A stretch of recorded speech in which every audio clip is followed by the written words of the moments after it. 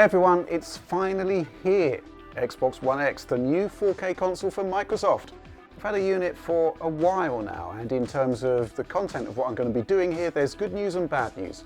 The good news is that I do have a pretty firm handle on what it's all about. I can tell you how well it runs 4K media, how loud it is in operation, how hot it gets, and what kind of power consumption you can expect.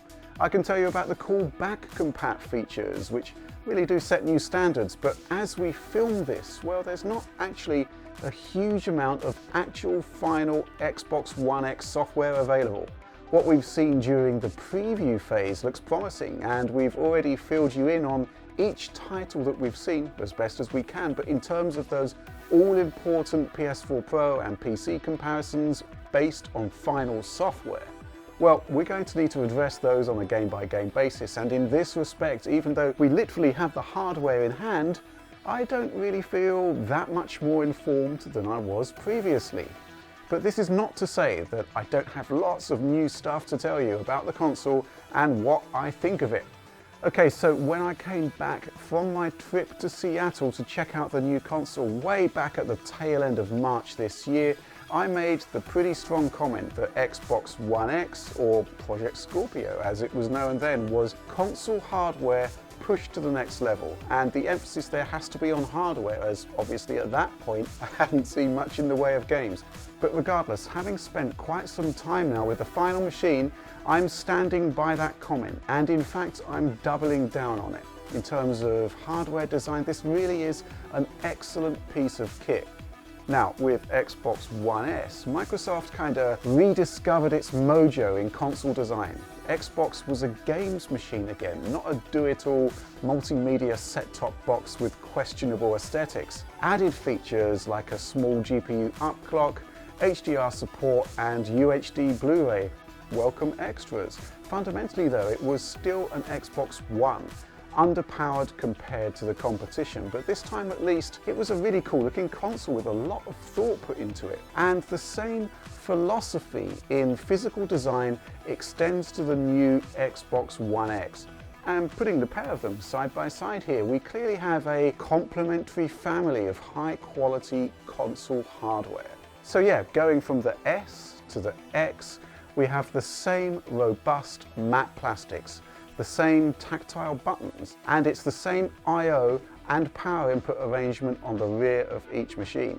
The only real difference, color apart of course, comes down to a slightly smaller form factor with the new machine and a very different venting system, and this kind of hints at the stuff that made me boldly proclaim that this was next level stuff. Basically, Microsoft has created a system with over 4 times the GPU power and crammed it into a similarly sized casing compared to its existing console, and that takes engineering genius, and to be fair, a much more expensive build cost. So, inside the chassis you get a vapor chamber heatsink and a revised cooling arrangement that brings in air from the sides and vents it out the back. You get a mainboard that is individually paired with the exact power requirements of the specific Scorpio engine processor in your console. And with all of that in mind, a well-cooled, well-tuned processor basically allows for higher frequencies, meaning that this is hands down the fastest console that money can buy. And yeah, the spec breakdown here is telling. Microsoft has managed to squeeze out a little more CPU performance compared to PlayStation 4 Pro, but really it's all about the GPU, where using just 4 extra compute units, 40 versus 36, well, the new Xbox offers the 42% increase in graphics power over Sony's PS4 Pro, and it really is all about those clocks. 1172 MHz on Xbox One X, 911 on Pro. The clock differential is crucial, and it's only possible because of that precision engineering on the casing, the cooling, and the power delivery. So, just how good is this design? Well, first up, a disclaimer. Microsoft's pioneering technique, the Hovis method, does indeed pair the individual processor's power requirements with the main board on a per-chip level. Now, if you have a great piece of silicon, I'd expect power delivery to be lower, with corresponding drops in heat production and fan noise. But that may change for the worse if the quality of the silicon in your specific Scorpio engine isn't quite so good. Now luckily I've actually tried 2 units from Microsoft and they have both provided similar results, and if the situation changes with my Scorpio edition pre-order, I'll let you know. Now I'm making this disclaimer simply because the results are simply superb. I mean, again, this is next level stuff to the point where the cynic in me thinks that maybe this is just too good. Okay, so I'm using this boss scene from Gears of War 4 running in 4K mode to put the system under load. Now, we're going to talk about power consumption in a bit, but running flat out, the consoles I have peak at a 175 watt power draw from the wall. It's not quite apples to apples, of course, but typically a PS4 Pro pulls about 155 watts when the system is under full load. So yeah, 13% extra power requirement for 40% of extra performance. Not bad. First up then, well, let's talk about noise. Out in the open here with a decibel meter right next to the hardware's noisiest point, I recorded just 45 dB, and on top of that, temperatures aren't too bad either. Breaking out the thermal camera, there's no real mystery as to where the main processor is located. The skin of the console maxes at about 45 Celsius, which is not bad at all, but that thermal solution is doing great work in pumping out the heat. Looking at the rear vents, temperatures increase to a sizable 68 Celsius. But this is measured out in the open on a coffee table, not exactly how the console will be situated in real life. And yeah, it really is pumping out a decent amount of heat here. So what happens if I relocate the console to the media cabinet? Well, there's only limited venting available at the rear of this IKEA classic, but pointing the thermal camera inside, the skin of the machine seems to be much the same, 45 Celsius.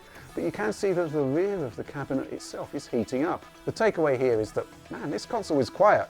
It's not really about the decibels actually, though that is important of course. It's more about the pitch of the fan noise. It's just not that intrusive, it's discreet, and in this respect it holds up well enough against Xbox One S, even though it's drawing a ton more power. Next up, I compared power draw direct from the wall with Xbox One X, S and the OG model running a range of tasks. So here's the table of results. Looking at the idle measurement here with just a dash sitting there doing nothing, obviously the smaller, leaner S is king, but the X is just a little more power hungry than the base model. However, turning off the machine but with instant on functionality active, you can see that the Xbox One X is seemingly quite power hungry. Power draw on all consoles here fluctuates when the machine is in its kind of rest mode. Now, watching a Blu-ray disc, Xbox One X is again on par with the original model, while the S is a lot more efficient by virtue of its much smaller processor. Both X and S need a little more juice to decode 4K content, something that the original Xbox obviously can't do. For the record, I used the X-Men Days of Future Past Blu-ray set, which comes with both standard Blu-ray and UHD versions of the same movie. Now let's talk gaming power draw. First up, Doom, which at the time of my testing does not have an Xbox One X patch, but does improve performance and exploits the game's dynamic scaler to run at full 1080p. But my intent here is to push the GPU on X as far as I can in back compat mode by running an existing piece of software beyond its original specification, a neat trick that the X has. The S is most efficient here. In fact, there's a 34% drop in power consumption compared to the original Xbox, thanks to its 16nm FinFET processor. But the X pushing more pixels, higher frame rates, and so not surprisingly, power consumption increases to around 130 watts, even though it too uses a processor running on the 16nm process. Gears of War 4 next, where I found that the Xbox One and S models consumed identical levels of power to Doom, which I guess is fair enough. However, this is an X-enhanced title that attempts to fully exploit the 6 teraflop GPU, and peak power draw here hits the 175 watts I mentioned earlier. Yeah, funnily enough though, I also tested the 1080p performance mode, which aims to run at 60 frames per second, and power draw here drops to just 128 watts. Doubling the frame rate clearly isn't anywhere near as intense on the GPU as operating at full fat 2160p. Which kinda leads me on to the crucial area I cannot cover effectively in this review, specifically whether this is a better machine for your 4K screen than the PS4 Pro. What I can say is that the specs say resoundingly that it is.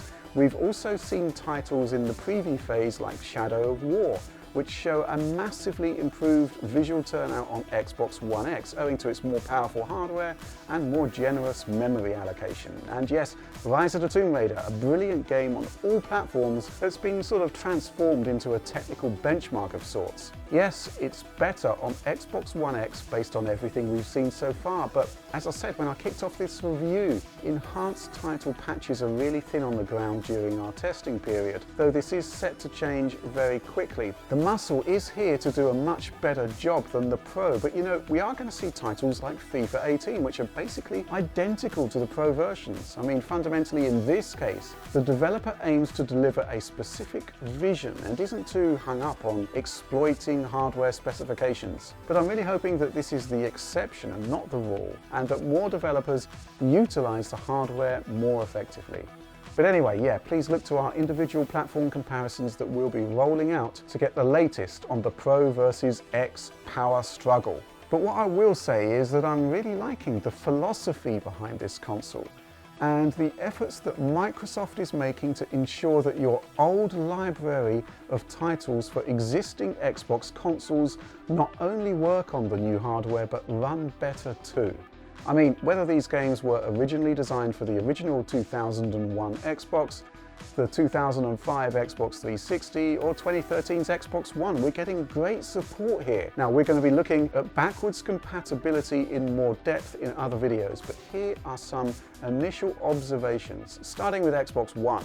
Now, as promised by Microsoft, you do get faster loading, improved texture filtering, enforced VSync on all titles and higher performance, which generally translates into your games more closely hitting their original target frame rates. Now, I do recommend watching my full video on this because games with dynamic scaling in particular enjoy enormous boosts in both performance and image quality. However, fundamentally, Xbox One X still has a pretty weak CPU, so yeah, poorly optimized games on base hardware that tap out the Jaguar cores won't perform that much better on what is an otherwise state-of-the-art 6 teraflop console. And I've only really got good things to say about the Xbox 360 support as well. First thing I noticed is that loading times are lightning fast and performance is just massively improved in some scenarios. Microsoft's emulation here is exceptional, and with the sheer brute force offered by the X hardware, there are some awesome results. So, for example, I've always loved Metal Gear Rising. It's a Platinum Games classic, but it has never kind of run at full flat-out 60 frames per second, and there were noticeable dips under its performance target on Xbox 360 and even Xbox One, but the X just blitzes through the whole thing. Same with Bayonetta here, a great game just plays better. And it's all good with the Call of Duty titles too. Super solid frame rates here, something that not even the standard Xbox One back compat support could provide. As for the idea, just the basic concept of running old 360 games at 4K resolution, well, I didn't see that coming, and unfortunately I've not had the time to fully test them. Patches for Fallout 3, Oblivion and Halo 3 dropped too late for us to look at in more depth for this review, but hey, this is the mark of a company really looking to deliver extra value. I mean, Xbox 360 games running at Ultra HD, it's an awesome idea, right? Now, from my perspective, it's great that we're getting a shiny new console that honors its past so nicely and offers up lots of value-added extras for those invested in the brand. But really, Xbox One X is built for the future, specifically as a companion to a 4K display purchase. So let's shift the focus a bit and address a question I've been mulling over for a while now. Specifically, does the hardware stack up as a state-of-the-art Ultra HD media player? Well, you get the UHD Blu-ray support that isn't in PlayStation 4 Pro, so there is that. Netflix is all present and accounted for, and just like the Pro, you do get full 4K and HDR support on this crucial app. However, beyond that, certainly for the media I personally consume, the Xbox One X isn't really good enough. The Amazon app supports 4K, but not HDR, so in that respect, just like PlayStation 4 Pro. YouTube is another great source of 4K and indeed HDR content, but the Xbox app isn't very good at all, supporting neither. I mean, bottom line here is that my TV has far superior media support than this $500 console, and I sort of expected more. Now, one more thing that may upset people is the lack of a 4K dash. It's 1080p upscaled, just like Xbox One S. So the original plan was to reserve 1 gig of that extra memory for an Ultra HD front end. But Microsoft has told me that game developers have said that they could use that extra memory for games instead. End result then, 9 gigs of RAM for games, 3 for the system, the compromise being the same dash as the S. But what I will say is that whether you're on the base Xbox One, the S or the X, the whole dashboard experience is just so much faster now. Now obviously the 1080p dashboard is not going to be a big deal for users who are using 1080p screens. And remember that super sampling for all higher resolution game content is in place for all titles, setting a standard that hopefully Sony will follow with PS4 Pro. So let's wrap this up then. Has Microsoft created the ultimate companion console for your 4K TV? Well, from my perspective, I'm not sure that the media stuff is up to the same standard as the gaming features, but it is undoubtedly one hell of a games machine, and you will get the best results from it using a 4K display. Now, will all games run at native Ultra HD? No, but the gulf between Pro and Xbox One X specs does suggest that more games will get closer to true 4K standards. I mean, even in the preview stage, we've seen evidence that Xbox One X is better suited to the new generation of screens. And although there are likely to be poor titles out there, I think Microsoft has little choice but to entrust the power of the hardware to the developers. If that means GPU power goes towards native res, fine. But if that also means that some games will run at lower resolutions with prettier visuals, I think that's perfectly viable too. And that's what the Rise of the Tomb Raider demo I've seen showcased rather well. It actually offered users a choice between a checkerboard-like enriched mode, which offers more bling and smoother performance, but you do get the native 4K mode too, and in that case I would definitely be choosing the checkerboard-like option. Now, the full patch, perhaps predictably, unfortunately just wasn't available during the review phase for testing. That's a bit of a shame. But beyond that, what I really like about this machine is the love for the core gamer, and indeed the way Microsoft pays tribute to the legacy of the Xbox brand. So, on the first point, FreeSync support in a console, I never thought I'd see it, and to be clear, I've not had the time to test it yet, but it's the kind of forward thinking we need in the console space to drive standards on. Similarly, the stuff Microsoft is doing in enhancing Xbox 360 games like Halo 3, Oblivion, Fallout 3, I mean, this is the kind of stuff you'd normally expect to be charged for. The fact it's a freebie just makes you kind of feel warm and fuzzy about being part of the Xbox ecosystem. And it makes you think that Microsoft is caring and kind of curating its library carefully. Same with the OG 2001 Xbox support too. It's all crowd-pleasing stuff from a company that's doing everything in its power to bounce back after Sony's phenomenal success with PlayStation 4. So yeah, the gauntlet has been thrown down. Xbox One X is an exceptional piece of console hardware design, and regardless of how things shake out with the PC and PS4 Pro comparisons, I can highly recommend it. Obviously, this isn't the end of our coverage. We'll have a lot more soon. But in the here and now, that's all from me. Please do like, subscribe, follow us on Twitter, and consider supporting the Digital Foundry Patreon if you value the stuff we do. But from me, for now, I hope you found this review insightful, and thanks for watching.